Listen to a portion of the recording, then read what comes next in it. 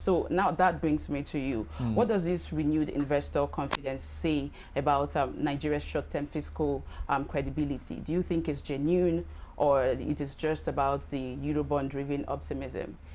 Really, there has not been a stop since the government took over, because then we're looking at how the CBN has reacted to inflationary pressures simply by increasing interest rates. Now, what is your general overview about this whole new development? So I think that we should not get to a point of panic in terms of where the currency is, because then whatever the mixed reaction we got from last week was because at the beginning of the week, there's an announcement over the weekend that created investor panic, people trying to like pull out funds. So the pressure, whenever there is uncertainty in an economy, everybody moves towards safe haven.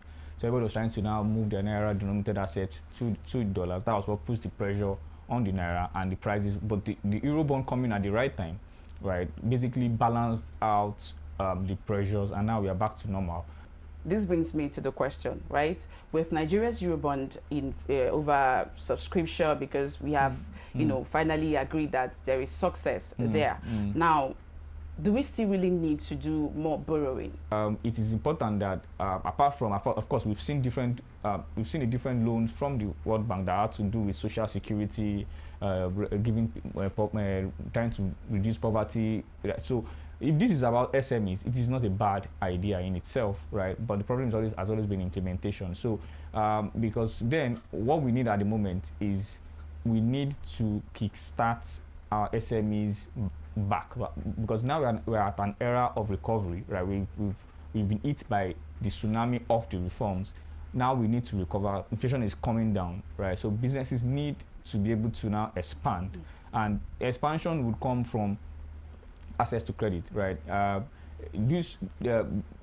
happy this is not done through the commercial bank, because the rates itself are very high. So it is done through development bank, which would definitely give the SMEs these loans are probably single digits, right? So at the moment, that is what we need, right? That is the kind of policies that is important that we use in driving the next phase of SMEs being able to produce at a large scale that will definitely expand the economy. So in itself, it is not a bad move, right? For those arguing against it, it basically stems out of the previous preceding loans that we do not really see how they've been quality implementation. I think there's nothing bad in it. The issue is just the implementation. So how do you think the government can really ensure that this particular fund that is meant for the MSMEs to really get to them, to truly reach the right people?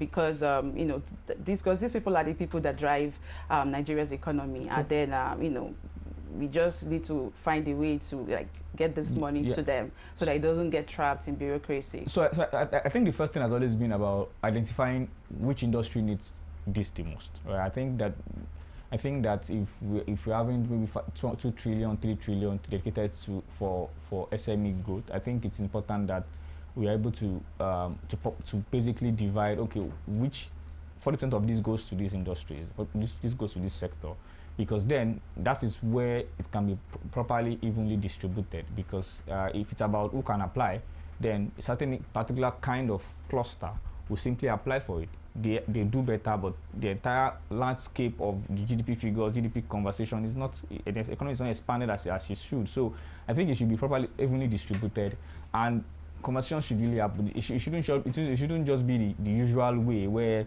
a business just applies and they ask for documents, business plans and everything, and it now goes into a particular board meeting and everybody decides based on the figures person present. I think it should really be a conversation, a proper, like an interview kind of, right? You might be saying that this might be too much, but at the end of the day, this is why these organizations are set up, right? To be able to, because if it's a bank that's giving you such facility, they will have a conversation with you. So, right, so this same thing should apply here too, that businesses should be able to say, okay, if I'm applying for this, I should be scheduled for an interview, right, where this particular business or whatever I need this for my SME should be discussed, and you should pass through that panel. That panel should know what exactly are you trying. Let's go on this for a quick break. When we come back, we'll discuss about the fact that the federal government says that it has attracted $5 billion in fintech, from all the investment that was made. Stay with us.